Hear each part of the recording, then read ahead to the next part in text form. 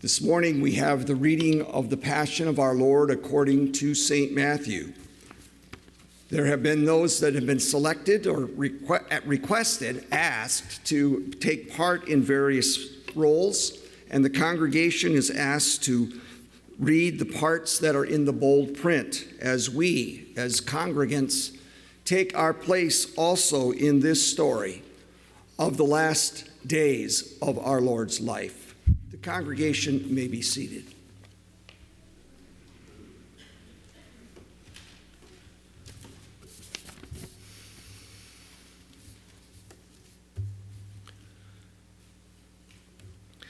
When Jesus had finished all these sayings, he said to his disciples, "You know that after 2 days, Passover is coming, and the Son of Man will be delivered up to be crucified."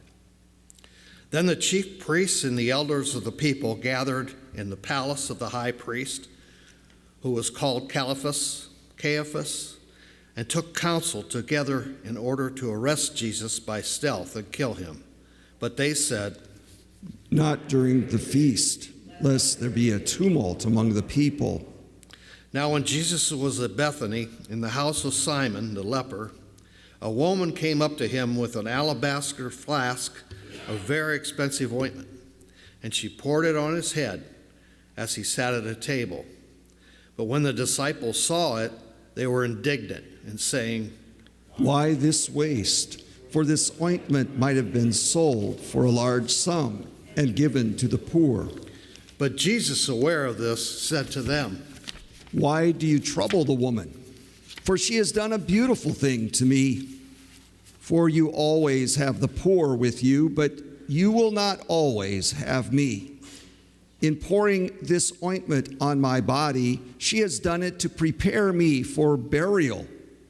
Truly, I say to you, wherever this gospel is preached in the whole world, what she has done will be told in memory of her." Then one of the 12, who was called Judas Iscariot, went to the chief priest and said, "What will you give me if I deliver him to you?" And they paid him 30 pieces of silver, and from that moment he sought an opportunity to betray him. Now on the first day of unleavened bread, the disciples came to Jesus saying, "Where will you have us prepare for you to eat the Passover?"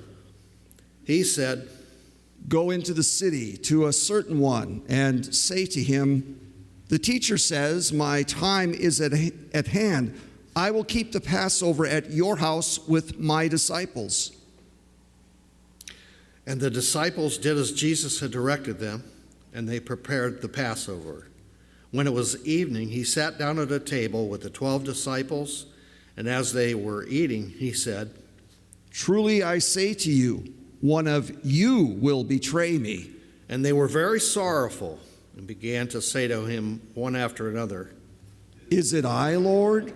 He answered, "He who has dipped his hand in the dish with me will betray me.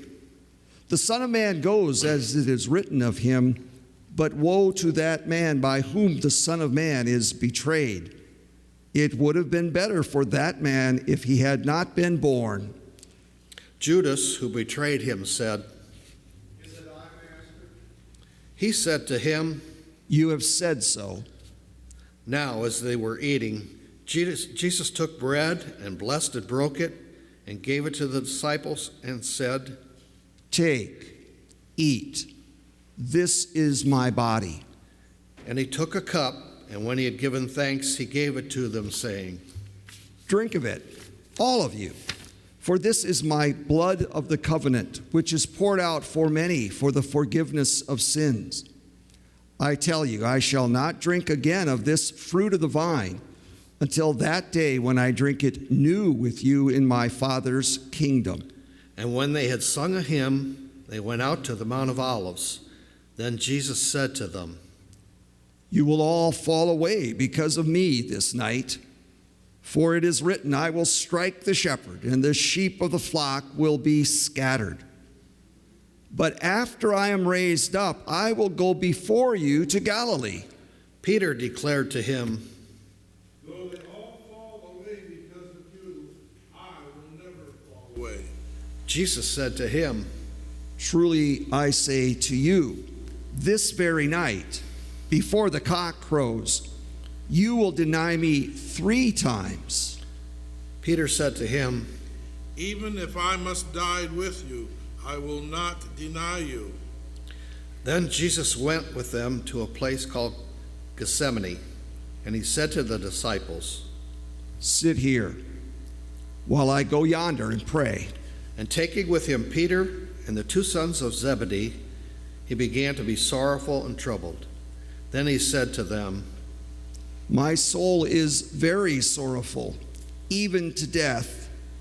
Remain here and watch with me. And going a little farther, he fell on his face and prayed.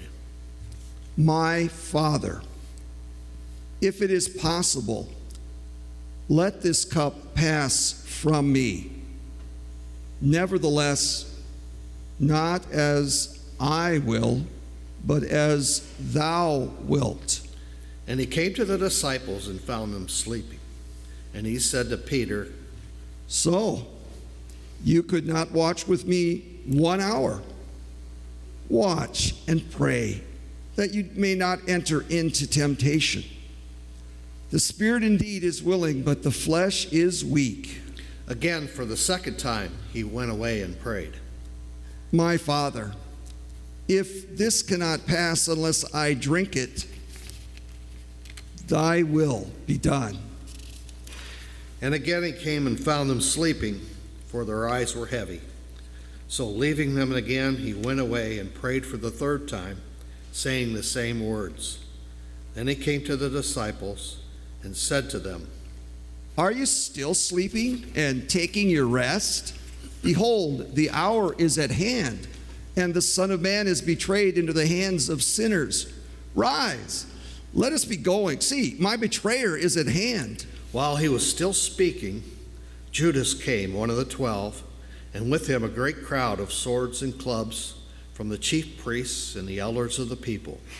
Now the betrayer had given them a sign, saying, The one I shall kiss is the man. Seize him. and he came up to Jesus at once and said, Hail, Master. and he kissed him, and Jesus said to him, Friend, why are you here? Then they came up and laid hands on Jesus and seized him. And behold, one of those who were with Jesus stretched out his hand and drew his sword and struck the slave of the high priest and cut off his ear. Then Jesus said to him, Put your sword back into its place, for all who take the sword will perish by the sword. Do you think that I cannot appeal to my Father, and he will at once send me more than 12 legions of angels? But how then should the scriptures be fulfilled that it must be so? And that hour Jesus said to the crowds, Have you come out as against a robber with swords and clubs to capture me? Day after day I sat in the temple teaching, and you did not seize me. But all this has taken place that the scriptures of the prophets might be fulfilled. Then all the disciples forsook him and fled. Then those who had seized Jesus led him to Caiaphas, the high priest, where the scribes and the elders had gathered. But Peter followed him at a distance, as far as the courtyard of the high priest. And going inside, he sat with the guards to see the end. Now the chief priests and the whole council sought false testimony against Jesus, that they might put him to death. But they found none. Though many false witnesses came forward, at last 2 came forward and said, This fellow said, I am able to destroy the temple of God and build it in 3 days. And the high priest stood up and said, Have you no answer to make? What is it that these men testify against you? But Jesus was silent, and the high priest said to him, I Adjure you by the living God. Tell us if you are the Christ, the Son of God. Jesus said to him, You have said so.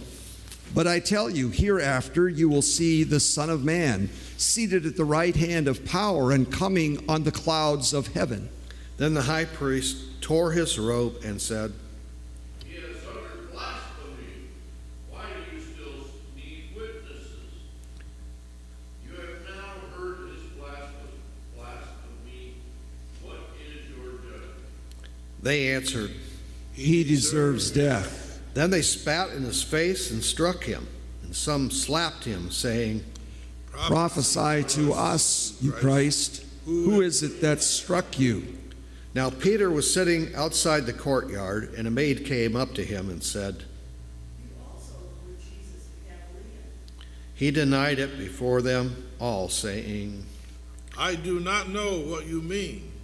and when he went out to the porch, another maid saw him and said to the bystanders, This man was Jesus of Nazareth. and again he denied it with an oath. I do not know the man. After a little while, the bystanders came up and said to Peter, "Certainly you also one of them, for your accent betrays you." Then he began to invoke a curse on himself and to swear. I do not know the man. And immediately the cock crowed. And Peter remembered the saying of Jesus, "Before the cock crows, you will deny me 3 times." And he went out and wept bitterly. When morning came, all the chief priests and the elders of the people took counsel against Jesus to put him to death. And they bound him and led him away and delivered him to Pilate, the governor. When Judas, his betrayer, saw that he was condemned, he repented and brought back the 30 pieces of silver to the chief priests and the elders, saying, I have sinned and betrayed innocent blood. they said, What is that to us? See to it yourself. and throwing down the pieces of silver in the temple, he departed. He went and hanged himself. But the chief priests, taking the pieces of silver, said, It is not lawful to put them into the treasury, since they are blood money. So they took counsel and bought with them the potter's field to bury strangers in. Therefore the field has been called the field of blood to this day. Then was fulfilled what had been spoken by the prophet Jeremiah, saying, and they took the 30 pieces of silver, the price of him on whom a price had been set by some of the sons of Israel, and they gave them for the potter's field, as the Lord directed me. Now Jesus stood before the governor, and the governor asked him, Are you the King of the Jews? Jesus said, You have said so. but when he was accused by the chief priests and elders, he made no answer. Then Pilate said to him, Do you not hear how many things they testify against you? but he gave him no answer, but even a single charge, not even a single charge. So the governor wondered greatly. Now at the feast, the governor was accustomed to release for the crowd any one prisoner whom they wanted. And they had then a notorious prisoner called Barabbas. So when they had gathered, Pilate said to them, Who do you want me to release for you? Barabbas or Jesus, who is called Christ? For he knew that it was out of envy that they had delivered him up. Besides, while he was sitting on the judgment seat, his wife sent words to him, Have nothing to do with that righteous man, for I have suffered much over him today and in a dream. Now the chief priests and the elders persuaded the people to ask for Barabbas and destroyed Jesus. The governor again said to them, Which of the two do you want me to release for you? and they said, Barabbas. Pilate said to them, Then what shall I do with Jesus, who is called Christ? they all said, Let him be crucified. and he said, Why? What evil has he done? but they shouted all the more. Let him be crucified. So when Pilate saw that he was gaining nothing, but gather that a riot was beginning, he took water and washed his hands before the crowd, saying, I am innocent of this man's blood. And all the people answered. His blood be on us and on our children. Then he released for them Barabbas, and having scourged Jesus, delivered him to be crucified. Then the soldiers and the governor took Jesus into the praetorium, and they gathered the whole battalion before him. And they stripped him and put a scarlet robe upon him, and plaiting a crown of thorns, they put it on his head, and put a reed in his right hand, and kneeling before him, they mocked him, saying, Hail, King of the Jews! And they spat upon him, and took the reed, and struck him on the head. And when they had mocked him, they stripped him of the robe, and put his own clothes on him, and led him away to crucify him. As they went out, they came upon a man of Cyrene, Simon by name. And this man they compelled to carry his cross. And when they came to the place called Golgotha, which means the place of the skull, they offered him wine to drink, mingled with gall. But when he tasted it, he would not drink it. And when they had crucified him, they divided his garments amongst them by casting lots. Then they sat down and kept watch over him there. Over his head they put the charge against him, which read, "This is Jesus, King of the Jews."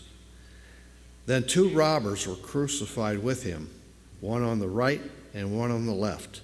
And those who passed by derided him, wagging their heads and saying, You who would destroy the temple and build it in 3 days, save yourself. If you are the Son of God, come down from the cross. So also the chief priests with the scribes and elders mocked him, saying, He saved others, he cannot save himself. He is the King of Israel. Let him come down now from the cross, and we will believe in him. He trusts in God. Let God deliver him now, if he desires him. For he said, I am the Son of God. And the robbers who were crucified with him also reviled him in the same way. Now from the 6th hour there was darkness over all the land until the 9th hour. And about the 9th hour Jesus cried with a loud voice, Eli, Eli, lama sabachthani. That is, my God, why hast thou forsaken me? And some of the bystanders, hearing it, said, This man is calling Elijah. And one of them at once ran and took a sponge, filled it with vinegar, and put it on a reed, and gave it to him to drink. But the others said, Wait, let us see whether Elijah will come to save him. And Jesus cried again with a loud voice, and yielded up his spirit. And behold, the curtain of the temple was torn in two from top to bottom, and the earth shook, and the rocks were split.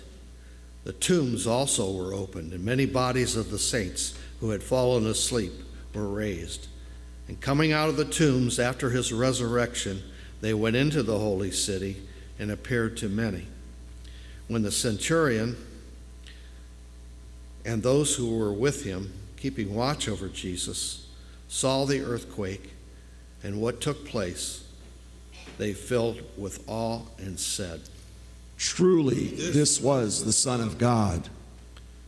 There were also many women there looking on from afar, who had followed Jesus from Galilee, ministering to him, among whom were Mary Magdalene, Mary the mother of James and Joseph, the mother of the sons of Zebedee.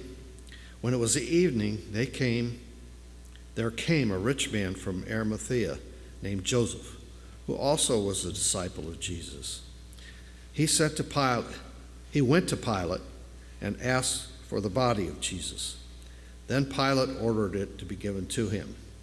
And Joseph took the body and wrapped it in clean linen shroud, laid it in his new tomb, which he had hewn in the rocks, and he rolled a great stone to the door of the tomb, and he departed. Mary Magdalene and the other Mary were there, sitting opposite the sepulchre.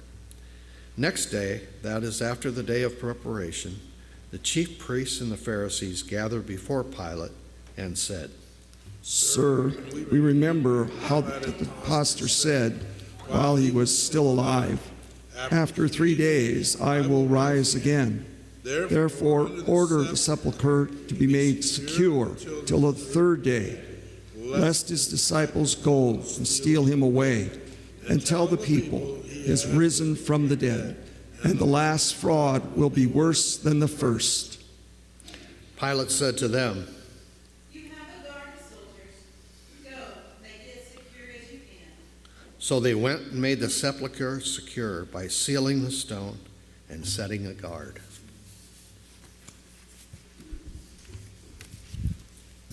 Well, do you feel like you've been there?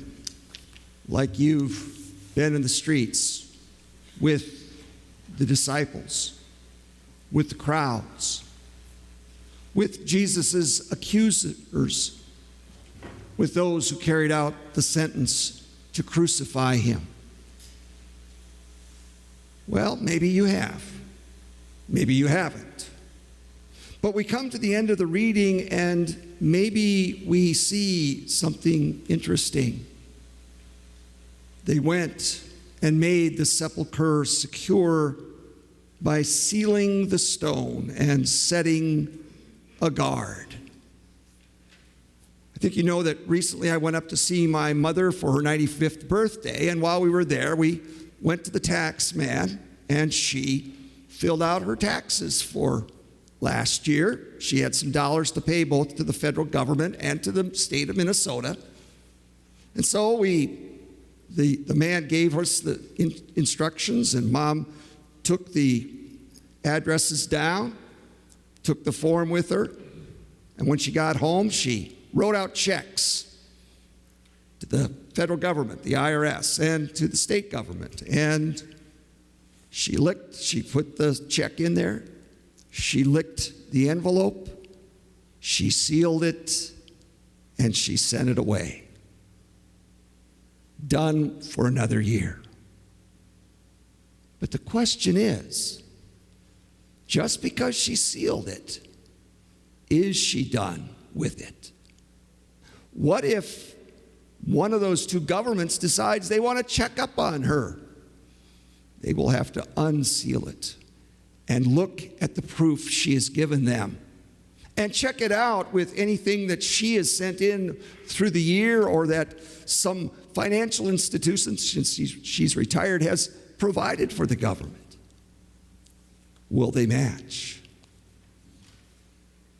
If we open the tomb to Jesus, what will we get?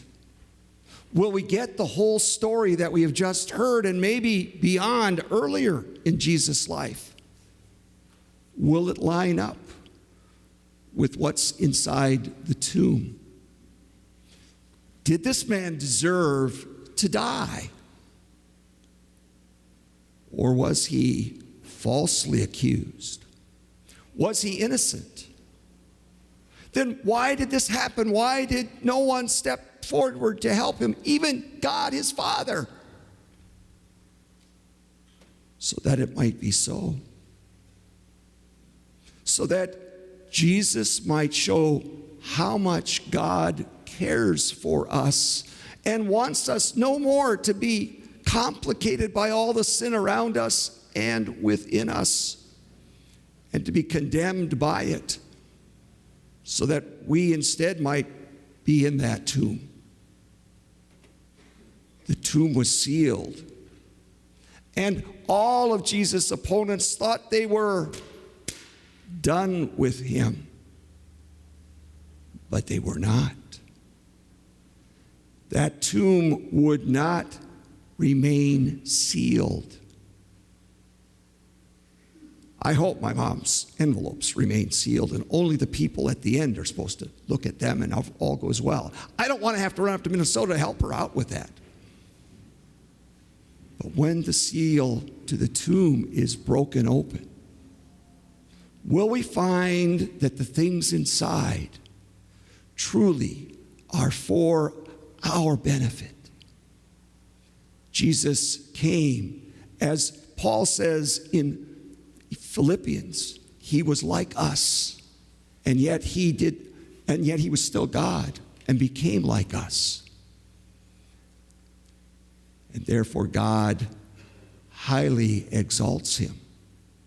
Oh, maybe there's something coming back after they unseal the envelope, after they unseal the tomb. God grant it. Amen.